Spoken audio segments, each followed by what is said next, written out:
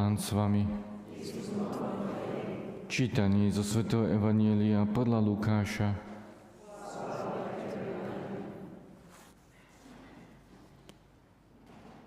Ako Ježiš hovoril zástupom, akási žena zo zástupu pozdvihla svoj hlas a povedala mu: Blahoslavený život, ktorý ťa nosil, a prsia, ktoré si požíval.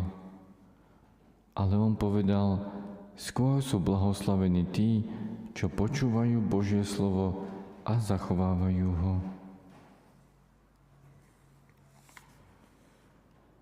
Počuli sme slovo Pánovo.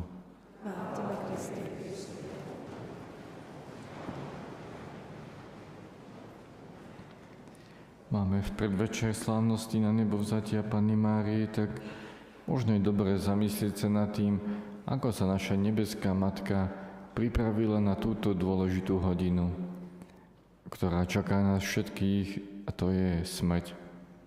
Ako sa pripravila? Samozrejme, že nemáme istotu, či zomrela, keďže nikdy nespáchala hriech, ale predpokladá sa, že aj smrti sa chcela pripodobniť svojmu synovi. Podľa jedného krásneho diela, kde je aj časť od svätého Maxima Vyznavača Usnutie Bohorodičky, tak opisuje, ako prichádza anjel Gabriel za Pannou Máriou a oznamuje jej, podobne ako prvýkrát oznámil príchod Božieho syna cez ňu, oznamuje jej, že pôjde za svojím synom do neba, na čo sa veľmi poteší a odpovie aj: hľa, nech sa mi stane podľa tvojho slova, podobne ako prvýkrát, v pokore a poslušnosti. Ďalej vykonáva všetky praktiky, ktoré vlastne vykonávala po tom, čo vystúpil jej syn do neba. A to boli časté navštevovanie miest, kde bol jej syn v tých najvýznamnejších okamihoch. A zvlášť slzami máčala dôležité miesta jeho obety za nás. Každý večer vlastne so slzami túžila späť za svojím synom a bola pri svojom lôžku. Aj vlastne po stretnutí s anjelom Gabrielom sa opisuje, ako išla na Olivovú horu, ako sa modlila, vzdávala chválu a vďaku. A to sa tam často spomína. Neustále vzdávala chválu a vďaku. Vedela plakať za svojím synom, vedela chváliť otca a jej syna za všetko, čo urobili. Čiže v podstate mala tie správne postoje na správnych miestach. Môžem povedať, že tie správne tým pádom myšlienky, ktoré vykonávala. No aj my nie sme odtrhnutí od toho, aby sme sa takto podobne pripravili. Čiže každý jeden z nás pozná posvätný ruženec, každý jeden z nás pozná evanjelia a môže od nich rozjímať. Čiže sme pozvaní, aby sme pravidelne išli na dôležité miesta nášho Spasiteľa, Pána Ježiša, a môžeme tam chodiť s našou nebeskou Matkou. To je vlastne podstatou ruženca, rozjímať nad tými miestami, tajomstvami. Človek si to môže predstaviť, môže tam vstupovať, môže to prehlbovať v sebe. Čiže dôležité je snažiť sa tam prichádzať.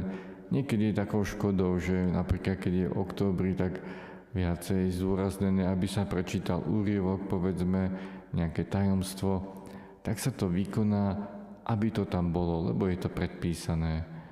To je veľké nebezpečenstvo.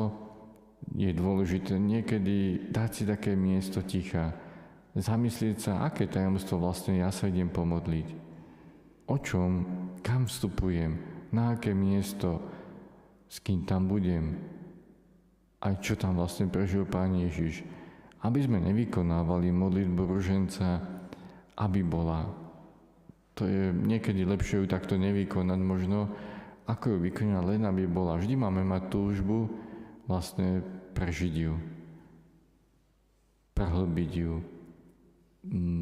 nekonať, môžem povedať, že nie osobne, voči tým najdôležitejším osobám v našom živote. Takže toto je pre nás veľmi dôležitým povzbudením, lebo každý z nás môže nadobudnúť to blahoslavenstvo a je to výbornou prípravou na nebo. Ako aj spomínajú viacerí autori, ak chcete prísť do neba, modlite sa každý deň ruženec. Ale nábožne. Lebo čo sa potom stane? Ak mám v živote nejakú prekážku, nejakú slabosť, nejaký hriech, ak toto v sebe mám a neviem sa toho zbaviť, tak jeden z prostriedkov je viacej sa modliť. A keď sa budete nábožne modliť každý deň ruženec, tak sa buď jedného alebo druhého zrieknete. Buď sa zrieknete hriechu, alebo sa zrieknete ruženca. Ale nie je možné vlastne dlhodobo toto obidve v sebe vykonávať. Nie je možné v sebe živiť nábožné myšlienky, dobré myšlienky, čisté myšlienky a zároveň nečisté myšlienky. Myšlienky pýchy, sebectva, žiarlivosti, smilstva, čohokoľvek. Čiže ak chcete, aby vaše deti prišli do neba, naučte ich každý deň modliť sa ruženec. Keď vytvoria si tento dobrý návyk, prípadne rozjímanie nad Božím slovom, ak to zanechajú, ak si to ponechajú, ak si to ponechajú, budú mať tú správnu silu v sebe, aby v nich hriech nikdy nepredvládol. A potom je to veľmi dôležité z toho, že veľa vecí sa dá dosiahnuť, ale chce to čistú myseľ. A chceme sa zbaviť zlých myšlienok temna, myšlienok čohokoľvek, tak vlastne musíme začať zanechať zlé skutky, zlé myšlienky a konať dobré. Ak človek má nejaké obrazy, videl niečo nečisté, ak je na niečom závislý, musí toho opustiť na určité obdobie a naopak čítať si čisté veci, zamýšľať sa nad čistými vecami, aby tamto nečisté nemalo nejako svoje miesto ani chuť. Istým spôsobom to je to, čo opisuje apoštol Pavol, aby sme spútavali každú myšlienku, ktorá nás napadne. A to spútavanie, teraz som si celkom nenistý, či je to v Kolosanom alebo inde, ale v tom origináli môže znamenať aj väzenie a môže znamenať pevnosť. Podľa toho, či sa, môžeme povedať tak ako naša nebeská matka, uchylujeme k myšlienkam vďaky, pokory, chvále Boha, naša myseľ bude ako pevnosť. Človek zabudne v dobrom na seba a nasmeruje sa na dokonalého Boha. Ale naopak, keď je tam myšlienka do seba, sebalútosť, zameranie na chválu seba, je to také väzenie svojho ja a to je vlastne to, čo vytvoríme si v našej mysli. Je to niečo, čo človek musí znova prehlbovať a učiť sa. Naša nebeská matka, môžem povedať, že mala myseľ ako pevnosť. Čo v nej bolo v prvom rade je jej syn, Boh, chvála Otca, neustále spojenie s Duchom Svätým.